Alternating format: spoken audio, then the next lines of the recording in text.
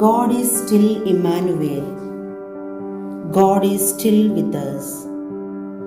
Every activity or event or relationship can present us with an opportunity to catch a glimpse of the divine in the everyday life.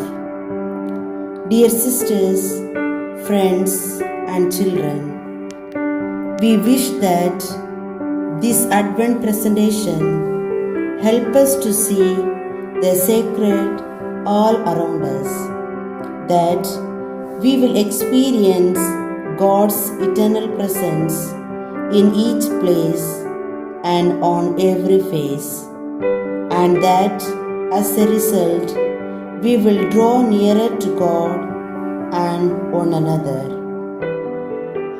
The angel Gabriel greets Mary, saying, "Hail, favored one, the Lord is with you."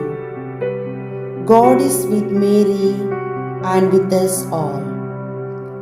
It is His wish to be with us always till the end of time.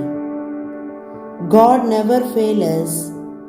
We are assured of His unending presence with us always and everywhere.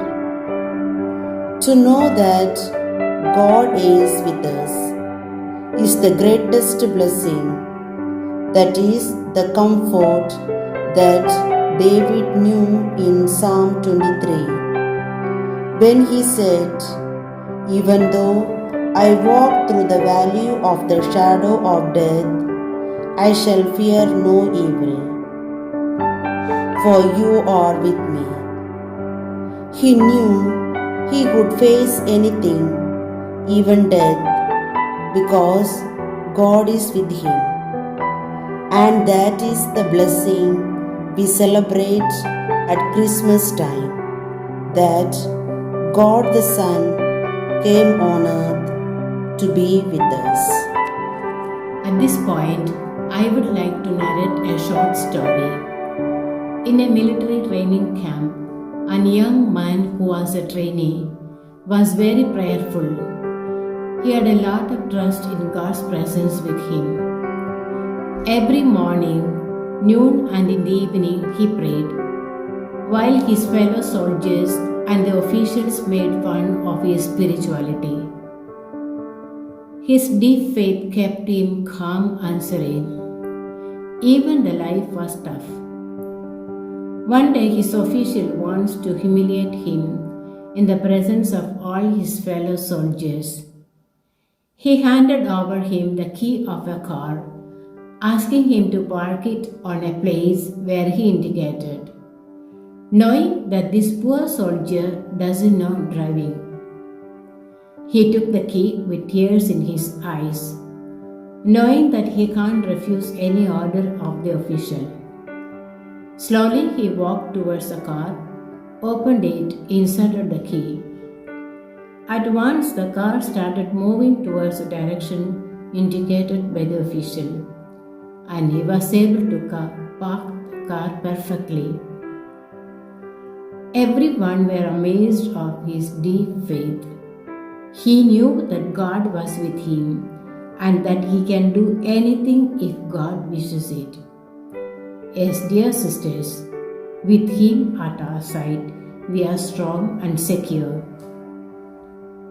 How much turmoil there is in the world today, nationally and internationally, between kings and rulers, President Biden, Vladimir Putin, King Jong, Jerusalem and Palestinians, and China, natural disasters, violence in the families, the war, and threat and the effect of COVID-19. Will there be a third world war? There is so much turmoil. This world is not in uncontrolled turmoil. God is with us. Just like in the days of King Ahaz in Jerusalem, God has a plan for this world and He is working it out and no one can stop it. God is with us here in this world. in our community, in our institute, in our families. His plan for this world is moving forward. We need to trust Him and look to Him. God is with us. With our lives of consecration, we need to witness this great truth that God loves us infinitely.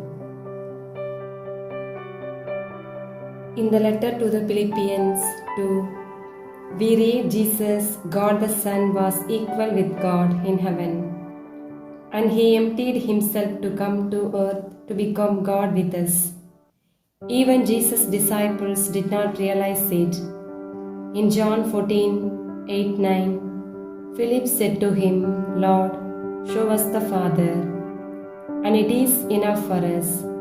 Jesus said to him, have I been so long with you, and yet you have not come to know me? Philip, he who has seen me has seen the Father. How can you say, show us the Father? Jesus is Emmanuel, God with us. In our everyday life with Jesus, we need to trust Him, talk to Him in prayer, permit Him to enter in our hearts and communities to keep order everything, to allow Him to touch our lives so that we become more and more Christ-like, Emmanuel to others. Mother Katrina says, there is no much perfection without much prayer. In prayer, we discover Him. In activities, we bring Him to others. And through our lives, we proclaim Him. Dear sisters, we wish you a happy journey towards Christmas.